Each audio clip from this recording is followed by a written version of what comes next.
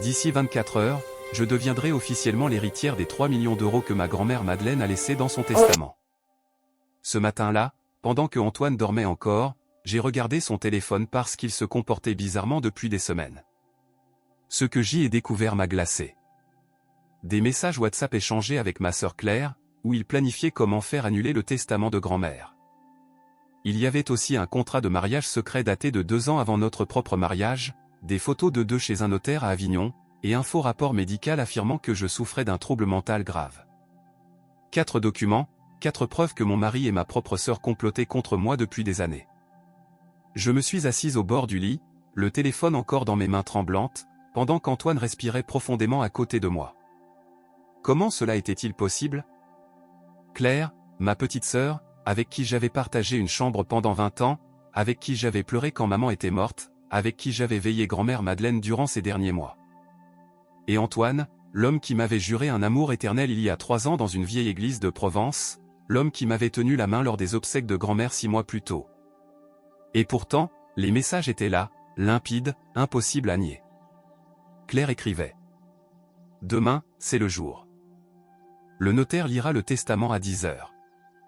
Si tout se passe bien, elle signera la renonciation en pensant que c'est un document d'acceptation de l'héritage. Toi, tu gardes l'argent grâce à ton mariage précédent, moi, en tant que seule sœur apte, et dans 6 mois on part en Amérique du Sud comme prévu. Antoine répondait. Parfait, mon amour. 3 millions d'euros. Ça valait le coup de supporter cette idiote pendant 3 ans. Elle n'a jamais rien soupçonné. Demain, quand le notaire lira la clause d'incapacité, on présentera le faux rapport du docteur Leroux. Tout est déjà réglé. 3 millions. L'héritage de grand-mère Madeleine n'était pas seulement de l'argent. C'était son mas en pierre dans un vieux quartier d'Avignon, estimé à plus d'1,5 million d'euros. C'était sa collection d'œuvres et d'objets anciens, patiemment réunis pendant 50 ans. C'était le petit pavillon près de la Dordogne où nous passions les étés. C'était tout ce qu'elle avait bâti de ses propres mains, en travaillant comme couturière depuis l'âge de 18 ans, en économisant sou après sou, en investissant avec prudence. Et le pire, c'est que grand-mère m'avait choisi comme héritière principale. Pas parce qu'elle n'aimait pas Claire, mais parce qu'elle savait que je protégerais ce qu'elle avait construit. Durant ces derniers mois, quand elle luttait contre une grave maladie, j'avais quitté mon travail de comptable pour rester auprès d'elle jour et nuit. Claire, elle, n'était venue que 2 fois en 6 mois. Antoine aussi était présent, mais je comprenais maintenant pourquoi. Ce n'était pas de l'amour, c'était de l'attente. Il attendait patiemment la fin de grand-mère pour mettre son plan à exécution. J'ai continué à lire les messages, chacun plus révélateur que le précédent. J'ai découvert qu'Antoine s'était marié avec une femme nommée Élise Martin à Avignon, 2 ans avant de me rencontrer. Il n'y avait jamais eu de séparation officielle. Notre mariage, célébré plus tard, était juridiquement nul. Tout avait été une mise en scène. La logique était simple, selon la loi, si j'étais déclaré incapable, mon conjoint légal aurait le droit de gérer mon héritage. Et comme notre union n'était qu'une façade, l'argent aurait fini entre ses mains, sans réel contrôle. Claire devait intervenir comme ma tutrice légale en cas d'incapacité. Ensemble, ils auraient eu le contrôle total des 3 millions d'euros. Le plan était d'une froideur redoutable. Il comptait utiliser le faux rapport du docteur Leroux, un psychiatre peu scrupuleux installé dans le sud de la France, qui avait accepté 50 000 € pour poser un diagnostic sans m'avoir jamais vu, et présenter ce document lors de la lecture du testament. Ils auraient soutenu que je n'étais pas en état de gérer une somme aussi importante, et un juge aurait probablement ordonné une évaluation. Pendant ce temps, ils auraient eu accès au compte. Mais ce n'était pas tout. J'ai trouvé des courriels entre Claire et un avocat à l'étranger. Ils avaient déjà acheté une maison à mon nom, avec des documents falsifiés. Ils prévoyaient de transférer l'argent progressivement pour éviter les alertes fiscales. En 6 mois, tout aurait été propre, et ils seraient partis, me laissant en France sans rien, probablement dans un établissement spécialisé, car une fois qu'on vous colle une étiquette, il est presque impossible de s'en défaire. J'ai regardé Antoine dormir. Son visage semblait paisible, presque innocent. Je me suis rappelé toutes les fois où il m'avait dit qu'il m'aimait, tous nos projets, des enfants, une maison à la campagne, vieillir ensemble. Tout était faux. Tout cela pour 3 millions d'euros. Je me suis levé sans le réveiller. Il était 5 heures du matin. La lecture du testament aurait lieu à 10 heures précises, chez le notaire. 5 heures pour décider quoi faire. 5 heures pour devenir la femme la plus naïve ou la plus lucide de ma vie. Je suis allé à la cuisine et je me suis préparé un café noir, très fort. Il fallait réfléchir clairement. Mon premier réflexe a été d'appeler les autorités, puis je me suis arrêté. Que leur dire? Que mon mari et ma sœur prévoyaient de me dépouiller d'un héritage que je n'avais même pas encore officiellement reçu? Avec quelle preuve? Des messages qui pouvaient disparaître en quelques secondes. Le faux rapport médical paraissait authentique, avec tous les tampons nécessaires. Le mariage secret d'Antoine serait long à vérifier. Non, ce n'était pas encore la bonne solution. Il fallait être plus fine, penser comme eux, retourner leur plan contre eux. Et c'est là que je me suis souvenu des paroles de grand-mère Madeleine.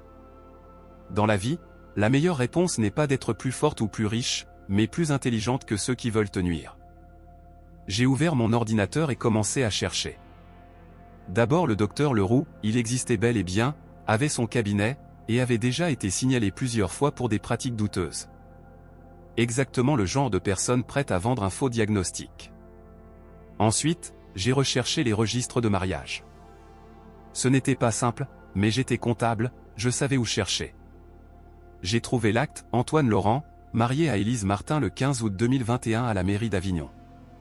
Aucun acte de divorce enregistré. Juridiquement, je n'étais pas son épouse. Notre mariage était nul, et paradoxalement, cela signifiait qu'il n'avait aucun droit sur mon héritage. Son plan avait une faille énorme. J'ai continué. J'ai sauvegardé toutes les conversations entre Antoine et Claire, fait des captures d'écran, copié les fichiers sur plusieurs clés et envoyé des sauvegardes par mail. J'ai aussi retrouvé le contrat d'achat de la maison à l'étranger, mon nom y figurait, mais la signature n'était pas la mienne. La mienne avait un détail particulier appris de ma grand-mère, absent ici. À 6 heures du matin, j'avais toutes les preuves nécessaires. Mais des preuves seules ne suffisaient pas. Il fallait une stratégie. J'ai appelé quelqu'un que je n'avais pas vu depuis 2 ans, Élodie Marchand, mon amie d'université, aujourd'hui avocate spécialisée en droit des successions. Nous nous étions éloignés après mon mariage. Je comprenais enfin pourquoi. Antoine m'avait peu à peu isolé. Élodie a répondu d'une voix encore endormie. « Qu'est-ce qu'il y a ? J'ai besoin de toi. Tout de suite. C'est urgent. » Je lui ai demandé de venir discrètement. En attendant, je me suis préparé et j'ai enfilé un tailleur noir, celui que j'avais porté aux obsèques de grand-mère. C'était approprié. Ce jour-là marquerait aussi la fin de mon aveuglement. Quand Élodie est arrivée, je lui ai tout montré. Elle est passée du choc à la colère, puis à un calme professionnel. C'est une tentative de fraude grave, m'a-t-elle dit. Mais il faut les laisser se trahir eux-mêmes. Son plan était clair, assister à la lecture du testament comme si de rien n'était, présenter nos preuves au moment où il tenterait d'agir, devant le notaire et des témoins officiels. Personne ne pourrait nier quoi que ce soit. J'ai hoché la tête. C'était risqué, mais c'était la seule voie. Le notaire est un officier public. Tout ce qui se passe dans cette salle a une valeur juridique totale. J'ai acquiescé. C'était le meilleur plan que nous avions. Il y a encore une chose, a ajouté Élodie. Nous devons contacter l'épouse légale d'Antoine, Élise Martin. Elle doit savoir que son mari s'est marié avec une autre femme. Elle pourrait être un témoin clé. Nous avons utilisé les réseaux sociaux pour la trouver. Ce ne fut pas difficile. Élise Martin, 32 ans, vivait à Avignon. Elle travaillait comme infirmière. Son profil Facebook montrait des photos d'elle avec un petit garçon. La description disait « Mère célibataire, fière de mon Mathis, 5 ans. » Mathis. Le fils d'Antoine. Un enfant dont il ne m'avait jamais parlé. Encore un mensonge. Élodie l'a appelé depuis sa ligne professionnelle d'avocate. Elle lui a expliqué la situation avec tact, mais fermeté. Élise est restée silencieuse un long moment. Puis elle a parlé. Il m'a abandonné il y a 3 ans. Il m'a dit qu'il partait travailler ailleurs. Il envoyait un peu d'argent chaque mois pour Mathis, mais il n'est jamais revenu. Il n'a jamais demandé de séparation officielle. Elle a marqué une pause. Je pensais qu'il reviendrait peut-être. Quelle naïveté. Élise, a dit Élodie, nous avons besoin que vous veniez aujourd'hui avant 10 heures. Vous aurez l'occasion de le confronter. En tant qu'épouse légale, vous avez le droit d'être présente s'il tente de se présenter comme le conjoint de Sophie. Je serai là, a répondu Élise. Pour mon fils, et pour toutes les femmes que cet homme a trompées. À 8 heures, Antoine s'est levé, est allé à la cuisine comme si de rien n'était et m'a embrassé sur le front. Bonjour, mon amour. Prête pour le grand jour? Aujourd'hui, nous devenons millionnaires. Il m'a fallu toute ma force pour sourire. Oui, je suis prête un peu nerveuse. C'est beaucoup d'argent, beaucoup de responsabilités. Ne t'inquiète pas. Je serai là pour t'aider à tout gérer. Nous sommes une équipe, tu te souviens? Une équipe. Quel mot cruel dans sa bouche. Claire est arrivée à 9h15. Elle portait une robe noire et des perles, comme pour une cérémonie solennelle. Elle m'a prise dans ses bras. Ma sœur, aujourd'hui est un jour important. Grand-mère serait fière de toi. J'ai eu envie de crier, de la repousser, mais je suis resté calme. Oui, elle serait fière de nous deux. Nous sommes partis ensemble chez le notaire, dans la voiture d'Antoine. Pendant le trajet, Antoine et Claire échangeaient des regards que je comprenais désormais parfaitement. Claire était assise à l'arrière, moi à l'avant. À un moment, j'ai vu dans le rétroviseur Claire lui envoyer un message. Son téléphone a vibré. Il a jeté un coup d'œil discret et a souri. L'étude notariale se trouvait dans un ancien bâtiment du centre-ville. Nous avons pris un ascenseur d'un autre âge. Personne ne parlait. La tension était palpable. Eux pensaient que c'était à cause de l'argent. Pas parce que je savais tout. La salle d'attente avait des fauteuils en cuir et des tableaux représentant de vieux bateaux. Il y avait d'autres personnes. J'ai reconnu quelques cousins éloignés mentionnés dans le testament pour de petites sommes. Et là, dans un coin, se trouvait Élodie, discrète, élégante, avec une mallette pleine de documents. À 10 heures précises, la secrétaire nous a appelés. Famille Laurent Morel, s'il vous plaît. Nous sommes entrés dans une grande salle avec une table en acajou. Le notaire, Maître Vidal, un homme d'une 60aine d'années, lunettes sur le nez et autorité calme, était assis en bout de table. Bonjour à tous. Nous sommes réunis pour la lecture du testament de Madame Madeleine Morel, décédée le 15 mars de cette année. Avant de commencer, il a vérifié l'identité de chacun. Les documents sont passés de main en main. Juste au moment où il allait débuter la lecture, la porte s'est ouverte. Élodie s'est levée. Excusez-moi, maître, mais une autre personne doit être présente.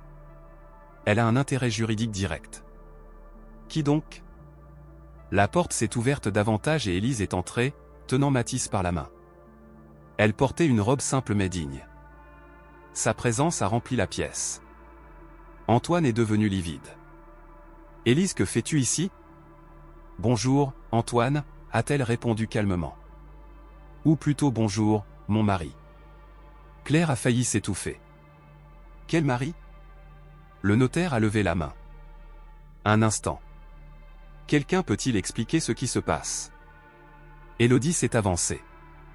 Maître, je suis Élodie Marchand, avocate de Madame Sophie Morel. Je souhaite présenter des éléments prouvant une tentative de fraude affectant directement cette succession. Antoine s'est levé brusquement.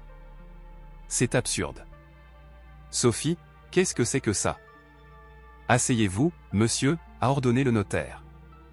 Maître, continuez. Élodie a ouvert sa mallette et disposé les documents. L'homme qui se présente ici comme le mari de Sophie est légalement marié à Madame Élise Martin depuis 2021. Voici l'acte de mariage. Aucune séparation officielle n'a été enregistrée. Le mariage avec ma cliente est donc nul. Le notaire a examiné le document, le visage grave. De plus, a poursuivi Élodie, nous avons la preuve que monsieur et madame Claire Morel, sœur de ma cliente, ont comploté pour présenter un faux rapport médical déclarant Sophie incapable afin de prendre le contrôle de son héritage. Elle a posé les impressions des messages sur la table. Le notaire les a lus attentivement. Claire a tenté de se lever. C'est hors contexte. Je suis intervenu pour la première fois. Hors contexte? Ici, Tu écris clairement qu'on me fera signer une renonciation en me trompant. Nous avons aussi, a continué Elodie, la preuve de l'achat d'une propriété à l'étranger avec une signature falsifiée, et la confirmation que le médecin mentionné n'a jamais examiné ma cliente. Le notaire a retiré ses lunettes, les a nettoyées lentement. C'est extrêmement grave. Antoine a enfin parlé. Sophie, parlons-en. C'est un malentendu. Je t'aime. Je me suis levé. Tu m'aimes? Tu as menti pendant 3 ans. Tu es marié à une autre femme. Tu as un enfant dont tu ne m'as jamais parlé. Tu as planifié de me dépouiller de l'héritage de ma grand-mère. C'est ça, l'amour? Je me suis tourné vers Claire. 3 millions d'euros. La maison, les œuvres, toute une vie de travail pendant que vous vouliez m'écarter complètement. Claire a commencé à pleurer. Nous avions des dettes. Faux, ai-je répondu calmement. Tout était déjà planifié. Le notaire s'est levé. Je vais prévenir les autorités immédiatement. Attendez, ai-je dit. Je veux que le testament soit lu. Il a acquiescé et ouvert l'enveloppe. Moi, Madeleine Morel, déclare laisser l'intégralité de mes biens à ma petite-fille Sophie, pour sa loyauté, son travail et son cœur. À ma petite-fille Claire, je laisse 100 000 euros, dans l'espoir qu'elle reconstruise sa vie. Il y avait aussi des clauses de protection strictes. La salle est restée silencieuse. Quand tout fut terminé, les autorités sont arrivées. Elodie leur a remis toutes les preuves. Antoine et Claire ont été emmenés. Antoine m'a regardé une dernière fois. Sophie. Je n'ai rien répondu. Après leur départ, j'ai signé les documents. Mes mains ne tremblaient plus. Votre grand-mère était une femme très avisée, a dit le notaire. Et moi, ai-je répondu, j'ai simplement appris à ne plus me laisser tromper. En sortant, le soleil baignait la ville. Et maintenant? A demandé Elodie. Je vais vendre l'appartement, restaurer la maison de ma grand-mère et créer mon propre cabinet de conseil financier. Pour aider d'autres femmes à se protéger. Elle m'a serré dans ses bras. Elle serait fière. Et moi aussi. Cette vidéo est une fiction inspirée de faits réels. Elle n'a pas pour but de porter un jugement, mais plutôt d'inviter à une réflexion sur la vie et nos relations avec autrui. Les personnages, les noms et les lieux sont fictifs et ont été modifiés afin de ne heurter la sensibilité de personne.